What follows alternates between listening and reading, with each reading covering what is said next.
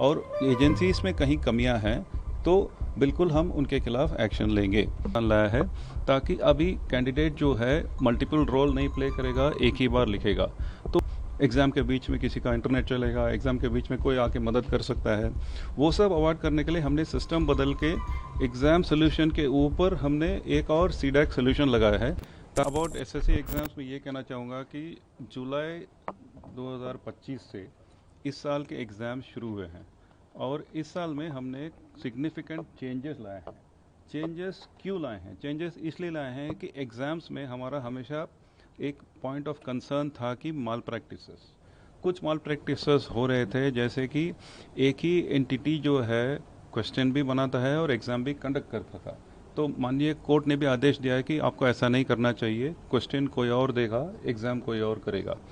दूसरी बात यह है कि इम्पर्सनेशन, कोई कैंडिडेट स्क्राइब बन के लिखेगा, कोई कैंडिडेट किसी और के लिए एग्ज़ाम सुपरविजन करेगा, कोई कैंडिडेट 2-3 बार 10 बार एग्ज़ाम लिखेगा। तो इन सब का अवॉइड करने के लिए हमने आधार का प्रावधान लाया है ताकि अभी कैंडिडेट जो है मल्टीपल रोल नहीं प्ले करेगा, एक ही बार लिखेगा। तो एक जो है अभी हमने ये किया है कि सिस्टम में आधार कैंडिडेट ऑथेंटिकेशन के लिए आएगा और दूसरा जो है क्वेश्चंस कहीं और से आ रहेंगे। दूसरी प्रॉब्लम मल्टी शिफ्ट एग्ज़ाम में ये है कि अगर हम, क्योंकि लाखों लोग एग्ज़ाम के लिए लिखते हैं, एग्ज़ाम कई शिफ्ट में करेंगे और अगर एक शिफ्ट आसान है, दूसरा शिफ्ट थोड़ा मुश्किल है, तो कैंडिडेट को नुकसान होना नहीं चाहिए। तो इसलिए हमने पूरा नॉर्मलाइजेशन का तरीका बदला है। अब ये तरीका बदलने के कारण कोई भी कैंडिडेट अपने शिफ्ट में पेपर कैसा है उसके हिसाब से वो कहाँ खड़ा है उसी उसको फ़ायदा मिलेगा। तो अगले शिफ्ट और इसका तुलना नहीं होगा। इसका दूसरा फ़ायदा ये भी है, क्योंकि सबसे पहले ऐसा होता था कि मल्टीपल शिफ्ट एग्ज़ाम में पहले शिफ्ट का पेपर आते ही लोग सब उसके बारे में मीडिया में, सोशल मीडिया में बहस होता है, सबको पता लग जाता था कि ये पूछ रहे हैं, ये पूछ नहीं है, ये नहीं पूछ रहे हैं। तो उसके कारण बाद वाले कैंडिडेट्स को एडवांटेज होता है। तो अभी उसको चेंज करने के लिए हम सिलेबस के अंदर ही अलग अलग क्वेश्चंस अलग अलग शिफ्ट में ला रहे हैं ताकि क्वेश्चंस पैटर्न रिपीट नहीं होगा, कैंडिडेट को कोई दिक्कत नहीं होगा। अब मेन चीज़ हमने ये लाया है कि एग्ज़ाम जो है प्राइवेट सेंटर्स में होते हैं। प्राइवेट सेंटर्स में इसको हम अवॉइड नहीं कर सकते हैं क्योंकि लाखों कैंडिडेट्स हैं और देश भर कैंडिडेट्स को एग्ज़ाम लिखना है, उतने कंप्यूटर सेंटर्स हमें चाहिए। अब इसमें कैंडिडेट्स और सेंटर्स और कुछ लोगों के माल प्रैक्टिसेस के कारण ऐसा हो जाता है कि एग्ज़ाम के बीच में किसी का इंटरनेट चलेगा, एग्ज़ाम के बीच में कोई आके मदद कर सकता है। वो सब अवॉइड करने के लिए हमने सिस्टम बदल के एग्ज़ाम सोल्यूशन के ऊपर हमने एक और सीडैक सोल्यूशन लगाया है ताकि हमें पता लग जाएगा कि किसी भी कोने में, किसी भी मशीन में कुछ भी हो जाए। तो उसके कारण, उस इंटीग्रेशन के कारण जब इस साल का एग्ज़ाम पहली बार जब शुरू हुआ, जुलाई में सिलेक्शन एग्ज़ाम में कुछ जगह दिक्कतें आई, बीच में एग्ज़ाम रुक गया, बीच में एग्ज़ाम हैंग हो गया और मतलब बंद, वो सब इंटीग्रेशन के कारण हुआ है। उसी एग्ज़ाम के दौरान करेक्ट हुआ है और उसके बाद अभी सिस्टम स्टेबलाइज हुआ है। हमने इसीलिए सीजीएल को भी थोड़ा डिफ़र किया है ताकि इसको दोबारा टेस्ट करें, ऑपरेशनली चीज़ें ठीक बने और उसके बाद कंडक्ट करें। सर, धरना जो है वो पहली बार नहीं किया सर, और इससे पहले भी धरना हुआ है।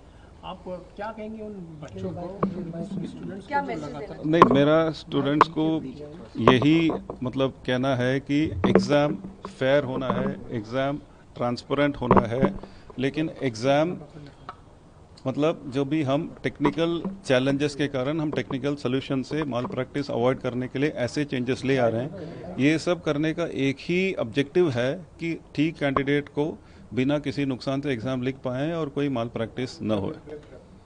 और स्टूडेंट को क्या मैसेज देंगे जो स्टूडेंट अगर आरोप लगा रहे हैं कि नहीं एग्जाम में गड़बड़ी हुई है, उनको अभी धरना या प्रदर्शन करना पड़ रहा है, हाँ, तो उनको आप क्या मैसेज देंगे कि?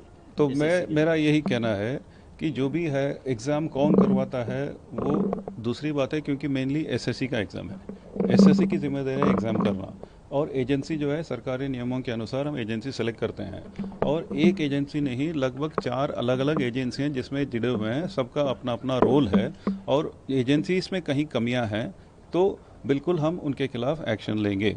क्योंकि जैसे मैंने कहा, कई लोगों का कुछ कंप्लेंट भी आया कि इस एजेंसी के आने के बाद क्वेश्चन ठीक नहीं है।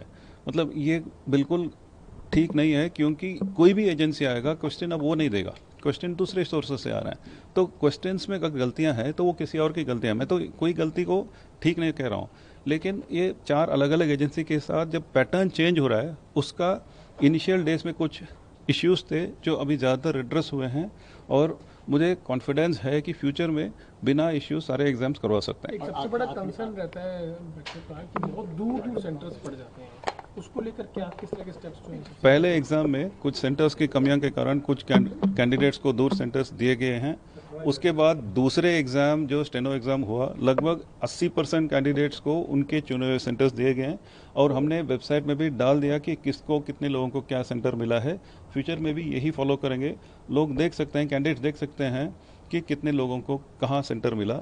लेकिन एक बात तो है, कैंडिडेट्स कुछ जगह से ज़्यादा नंबर में आते हैं, उस नंबर में सेंटर्स कम है तो थोड़ा डिसलोकेशन होगा, लेकिन वो नंबर कम होता जाएगा। और एक आखिरी सवाल सर, कि आप जैसे कह रहे हैं कि जो भी एजेंसीज हैं अगर उनमें गड़बड़ी हुई है तो हम एक्शन लेंगे, तो स्टूडेंट को आप क्या कहेंगे? चूंकि स्टूडेंट सफ़र तो स्टूडेंट करता है और एग्जाम सर एसएससी लेता है। इस बीच में एजेंसीज तो कंडक्ट करने वाली संस्था है, लेकिन 2 नुकसान होता है, इंस्टीट्यूशन की क्रेडिबिलिटी और स्टूडेंट जो सफ़र करते हैं। और सर ये एजेंसीज के नाम भी बता दीजिए, कौन कौन सी एजेंसी इन्वॉल्व है एग्जाम कंडक्ट कराने में और क्या रोल है उनका? कुछ एजेंसीज का नाम बताऊंगा नहीं, मतलब क्वेश्चन कहाँ से आता है वो बताएंगे नहीं, तो कुछ एजेंसी को नाम बता नहीं सकते हैं। कुछ एजेंसीज हैं जो टीसीएस था, अभी टीसीएस के बदले एक एडुकेटी करके कंपनी एग्ज़ाम कराता है, एग्ज़ाम मॉनिटरिंग एक एजेंसी है, और एक आईटी सपोर्ट एक एजेंसी है। जैसे मैंने सीडैक का कहा, वो सिक्योरिटी सपोर्ट करता है। ये एजेंसीज हैं। ये जो सर नया सिस्टम लाया गया है, हाँ, कई सवाल उठ रहे हैं इसको लेके कि क्या ये जल्दबाजी में है, क्या ये अलग अलग तरीके से उठ रहा है, और जो आधार इसमें जोड़ा गया है एक रेमेडी के तौर पर, तो माल प्रैक्टिसेस को रोकने में कितना कारगर होगा? आधार मुझे लग रहा है कि बिल्कुल इफेक्टिव रहा है, क्योंकि हमारे पास एविडेंस है। हमारे एग्ज़ाम के बाद पता लगा कि एक ही आदमी 10 बार लिखा है। ये सब मतलब बिना आधार पकड़ना ही मुश्किल है। अभी ये तो बिल्कुल असंभव है। आधार ऑथेंटिकेशन के साथ आएंगे तो कई लोग कैंडिडेट स्क्राइब बन के एग्ज़ाम दिए हैं और एग्ज़ाम फंक्शनरी बन के काम किए हैं, वो सब अब बंद हो गया। आधार के कारण एग्ज़ाम चलाने वाले एसएससी के लिए भी फ़ायदा है, लेकिन कैंडिडेट के लिए भी बहुत फ़ायदा है। अगर एप्लीकेशन करते वक्त आधार नहीं होता तो फ़ोटो और सिग्नेचर, कई कारण उनका एप्लीकेशन ही मुश्किल होता है। अभी कुछ नहीं है, आधार है तो हम वो सब देखते नहीं हैं, तो दोनों तरफ फ़ायदा है आधार यूज़ करने में।